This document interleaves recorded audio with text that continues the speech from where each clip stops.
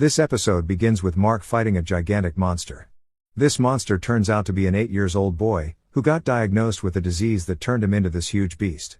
The monster boy gains the upper hand in the fight and finishes Mark with a rock, but it turns out he celebrated too soon as Mark wasn't hurt at all, but instead lands a fatal kick that sent him flying like a piece of shit.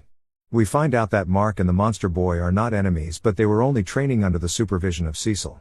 Cecil thanks the monster boy parents for allowing him train with Mark, and promises them that they will find the cure for their son soon. Cecil decided to give Mark so many more tests to know what Mark is capable of.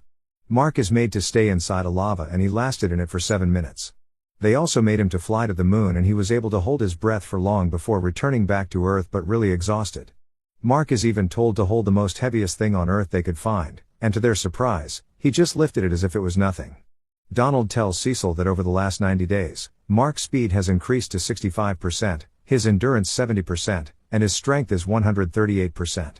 Donald answers Cecil's question by replying that Mark's strength has grown to the extent that he could take out that Viltrumite woman that made them all shit their pants 3 months ago. But what Donald can't get off his mind is, the Viltrumite woman said that someone much worse is coming to Earth. This is the exact reason they have been training Mark to get him prepared for what to come. Rex shows up and seeing how they were training Mark privately and specially, he sees it as them just making the rest of the superheroes feel inadequate. Cecil has spent billions of dollars to help Mark with his trainings, which made Rex feel bad, because all the money is just going to Mark training while a coffee maker is still broken at the Guardian HQ. Cecil reminds Rex that they bought him a new hand and it wasn't cheap, but Rex doesn't feel grateful at all. Instead he complains that this is the 3rd time he's been back trying to get it adjusted. Donald gets an information and reports to Cecil that somebody right now appears to be stealing the Declaration of Independence from the National Archives building. Cecil decided to send Mark to stop the criminal, but Rex picks offense in this because he is standing right here and Cecil could have at least pretend to need his help also. Mark adds that Rex should come along just not to make Rex feel bad and useless, which Cecil hesitantly agrees to. At the National Archives building, we see 2 twin brothers trying to escape with the Declaration of Independence in their hands. No security was able to stop them due to their skills and strength. Just as they almost escaped, Rex and Mark shows up to confront them. While they fight with the boys, Rex brings up a topic concerning Eve complaining about not seeing Mark for some months, or is he just avoiding her? Mark replies he is not avoiding but just busy taking care of Oliver, his junior brother, and occupied with his new training routine. Rex knows that they both like each other, and advises Mark to stop being weird about it and just ask her out. Mark asks him why he cares so much and he used to date Eve, but Rex clears out that they are both his friends and wants them to be happy, and if their relationship works, Mark will owe him forever. Just as they are done talking, Rex asks why he hasn't taken down the other thief already. Mark replies to Rex that he is just trying to hold back, he doesn't want to hurt the criminal too much as he is just a normal dude with no powers. Out of nowhere, Multi-Paul attacks Rex stating that Rex killed his sister. Actually Multi-Paul is Kate's brother and he knows it was the Lizard League that killed her, but he blames Rex for letting her die. While Multi-Paul beats up Rex brutally, Mark sees this and goes to help him, but this gave the twin thief brothers the chance to escape with the Declaration of Independence. Mark warns Multi-Paul to let go of Rex or he will hurt him, but Multi-Paul divided himself into thousands and tells Mark that he can't hurt him no matter how strong he is. Mark gets angry and suddenly goes diabolical on the duplicates.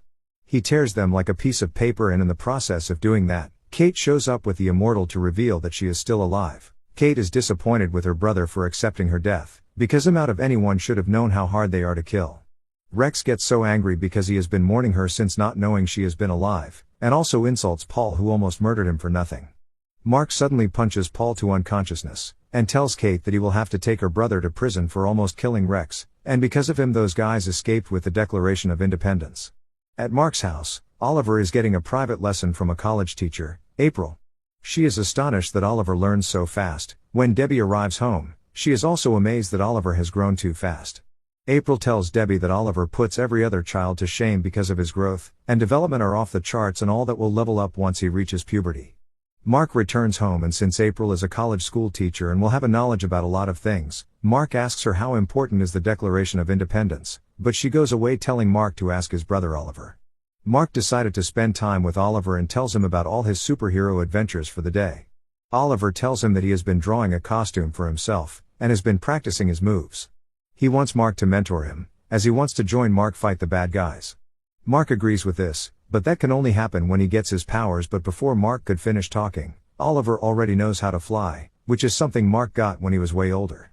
On the other hand, Rex shows up at the Guardian HQ with Kate, and the rest of them run to meet her, being happy that she's alive. Kate apologizes for not telling them, she needed some time of her own. Immortal tells the team that they are now both rejoining the Guardians, effective immediately, and not just that, she also announces that her and Immortal will be getting married soon. Ray also turns out to be okay, and Rex happily hugs her. Donald reports to Cecil that there has been a lot of geographical abnormalities that has been going on in major cities, and also gives Cecil a really concerning news, which is about Oliver getting his powers at a really young age. On the other hand, Debbie is worried because Mark got his powers when he was 17, which was honestly still too early to get. Oliver is still too young, he might get hurt or hurt someone else by accident, but Mark assures her that he had already made him promise not to use his powers until they all had time to talk about it. While they talk, we see Oliver at the window, who turns out to have been hearing their discussion. Mark hangs out with his best friend, and while they play games, he noticed that there is something Mark desperately wants to talk about but is too scared to say whatever it is. Mark decided to open up about how he met Eve from another dimension, who confessed that she has always loved Mark and he needed to either love her back or let her go. Mark tells his friends that he has feelings for Eve. They advise him to just ask her out and see where it goes. Just as they were about to drive back to campus, their car got spoilt on the road, so Mark is left with no choice but to carry them there. Mark suddenly shows up at Eve's treehouse, but he still lacks the confidence, like he is even more nervous about asking her out than fighting aliens. Eve notices he is outside, and tells him to come in. Back to Mark's house, since Oliver has been pestering that he wants to go to the zoo, Debbie paints Oliver's body to a human-like body, which he doesn't like at all, because she has always told him to be himself. But Debbie tells him that if he really wants to be a superhero, it's important that his real identity should stay hidden.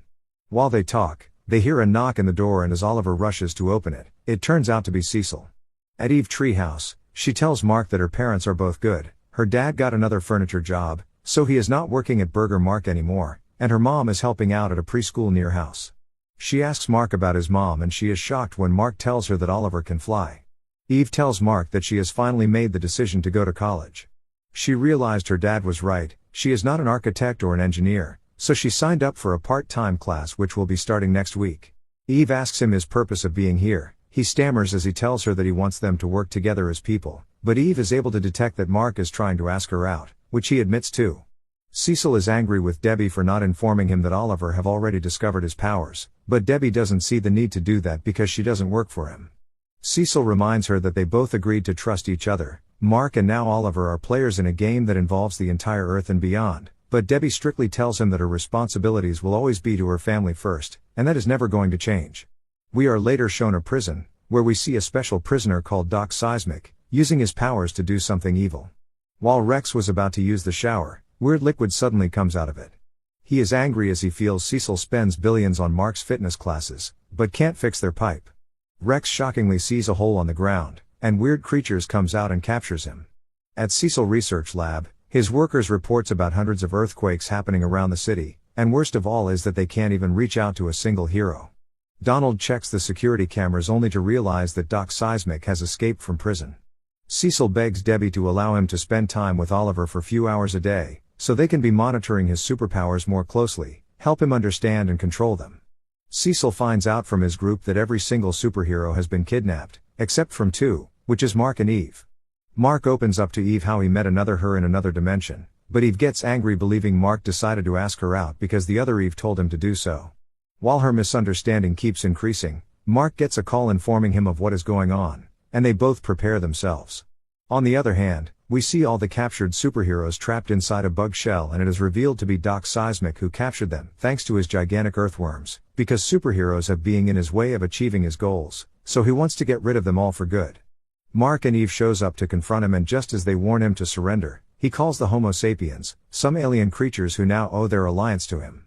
Oliver tries to sneak out of the house with his homemade superhero suit, but Debbie catches him. Mark and Eve fights the creature, and Cecil, realizing that Mark and Eve won't be able to take them down on their own, he orders Donald to open up the dark room and unleash the drop pods. Oliver explains to Debbie that he found out that all the superheroes were captured, so he just wanted to go out and help. Debbie understands his point, but asks him why he didn't talk to her first about it. Debbie cheers Oliver by telling him that she will ask Mark to train him, so he will one day be a hero like him, but that's if he stops keeping secrets from her. On the other hand, Mark and Eve is having a hard time defeating the gigantic worm creatures. Eve and Mark are knocked out and ended up getting themselves captured as well. Just as Doc Seismic is about to finish them all, Cecil suddenly unleashes his drop pods. They are way too strong as they tear the impenetrable creatures to pieces, and as well freed all the heroes to join the fight. Just in a matter of minutes, the superheroes wins the battle as the rest of the surviving monsters retreated. Darkwing from Earth 2 also shows up to assist them, and he captures Doc Seismic.